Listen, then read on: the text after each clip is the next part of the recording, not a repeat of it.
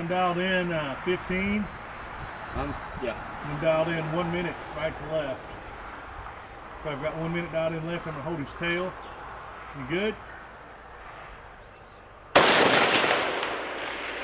Got it. That's pretty easy. Yeah. Let's try it. I hit exactly where.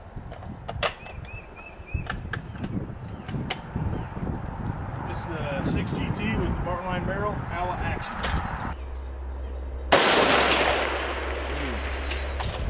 Impact.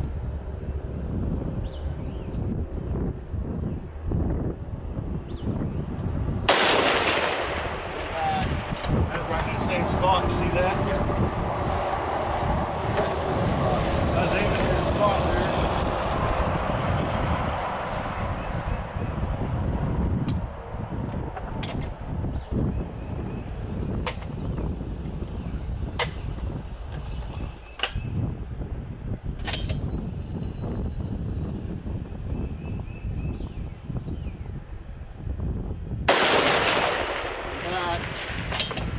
I'm gonna go for his shoulder this time.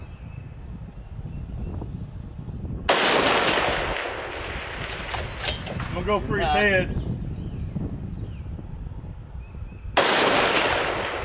Oh!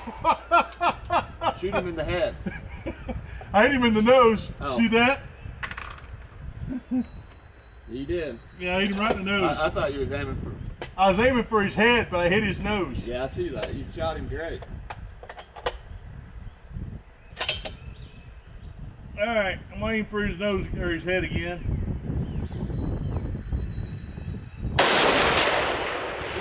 Good shot. Impact. One more time in his head.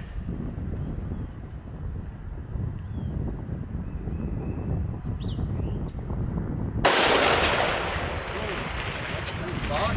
Looked like the same spot. Looked like the same hole almost. All right, guys, Mike here from Panther Hollow Sporting Optics, and today we're with Dustin. He's one of our shooters that's been shooting with us for a while, and as you can tell there, he's running the Valdada Recon Gen 2, and he's done a little bit of scope changing, a little bit of building. He's got kind of an interesting story, and we're going to start from there. Okay, Dustin, so your story is kind of interesting to me, and some guys, I think they start in that same place. When they start shooting, they have something, and then they start shooting, it's not living up to potential, and then they change and change and change. So kind of tell me where you started as far as your long range stuff. What'd you start with? I started with a Cooper Model 22 Raptor. It was a 6 Creedmoor. You know, I shot great at 100 yards, and you know it'd do good inside 500. When you start stretching past the 500 mark, it just would seem like it fell apart. You and I kind of tried to do a low development to try to improve that, but it seemed like it didn't matter what we did, 500 yards just wasn't going to perform up to my needs. So I sold that rifle and did some shopping around, and I found this rifle here that I kind of put together. It has a Remington 700 and it is blueprinted action with a Bartline barrel on it. It is chambered in a 6.5 of 47 Lapua.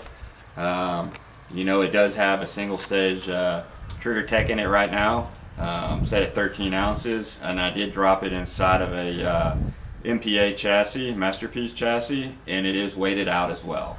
So the MPA chassis versus the other chassis you had, what do you like about the MPA versus the other chassis you were shooting from?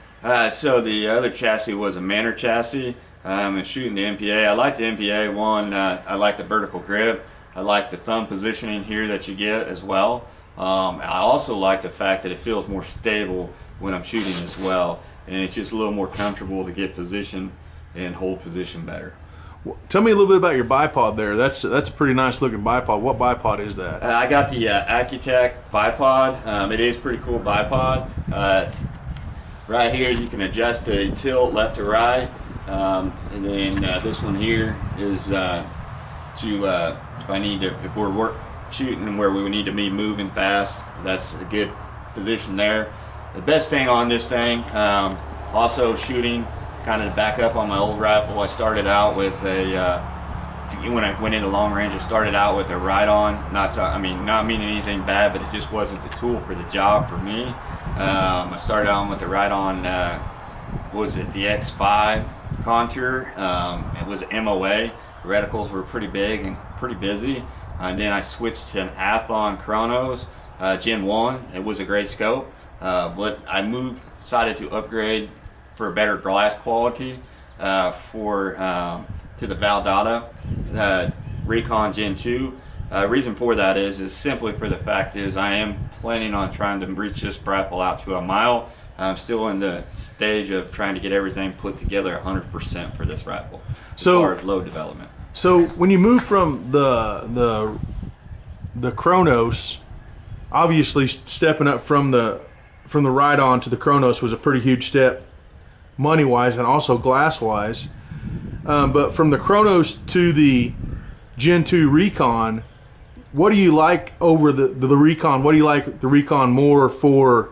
Is it the reticles, is it clarity? What do you like more about the Recon than the Chronos? So on the Recon, I like the fact that versus the Chrono, it had a like a T for the crosshairs in the very center, and it was a little bigger than this one. Has a dot in the center, so I kind of like the reticle better on this guy. And then the clarity is just night and day different. I feel like this one's got a better clarity, but for the money, the other one, for the money, I feel like the other one was clear enough to get the job done, but I just wanted to make sure I had enough and I wasn't going to be underscored. You know, one day I may want to shoot a bigger caliber like a 338 Lapua or something. So I always wanted, I can always use this scope for anything. Right, and you got a buttload of dialable. Do you care if we turn your turrets up there to see? So you're running a 40 MOA rail on this guy? This is a 20. This is a 20 MOA rail? Yep. Okay. So I'm gonna run back to 0 here. Then we're gonna count. So we got 25. There's 50. There's 75. So 75, 85. We've got so 75 and 75 and 19. Some quick math here. 94. 94. So 94 dialable MOA. 94 dialable. And that's plenty to get a mile. We've proven that with a 6GT. So you've got plenty of optic there to get to a mile. That's awesome. So anyways, well man, I appreciate you coming out and shooting with us today. I like your setup. I think that's a really nice setup. And it's a 6.5 by 47 Lapua, correct? Yes. And you're running what bullet? I'm running a 140 grain VLD target. With the Lapua brass and the small primer, and I'm running the Federal primer, small primer, and then an H4350. I'm still playing with the grains of powder, but right now I'm 39.8. 39.8. And overall, this setup is you feel like this is a good setup for you. You're liking it pretty good. Yes, it's actually a phenomenal round. I actually shot it in a match we had about a couple weeks ago, and I shot really well.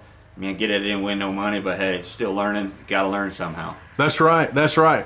Well, man, I appreciate your time, and I appreciate the guys watching the video. Again, this is just a quick little video of another guy's perspective other than mine. I do a lot of scope reviews and stuff, and this guy here, he's had several scopes, I'm sure, and I just kind of wondered why he settled where he settled, and thought we'd do a little video on it. Again, this is Mike from Panther Hollow Sporting Optics. This is Dustin, one of our shooters. And I appreciate you guys watching, and like, share, subscribe, and we'll see you in the next video.